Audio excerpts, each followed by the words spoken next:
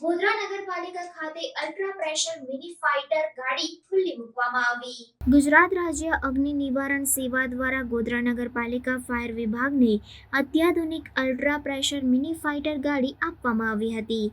ગોધરા નગરપાલિકા chief officer R.S. Patel તથા fire વિભાગના incharge fire officer Dineshbhai Dindor અને વાયરલેસ ઓફિસર રાજદીપસિંહ રાઠોડ સહિત ફાયર વિભાગની ટીમની ઉપસ્થિતિમાં શ્રીફળ અને કુમકુમ તિલક તથા પુષ્પ અર્પણ કરી એકબીજાનું મોં મીઠું કરાવીને અલ્ટ્રા પ્રેશર મિની ફાઇટર ગાડી ખુલ્લી મૂકવામાં આવી હતી. ત્યારે આગામી સમયમાં પંચમહાલ જિલ્લામાં આગ જેવા આપત્તિજન્ય બનાવોને પહોંચી વળવા સરળતા રહે તે માટે અલ્ટ્રા પ્રેશર મિની ફાઇટર ગાડીની ફાળવણી કરવામાં આવી હતી.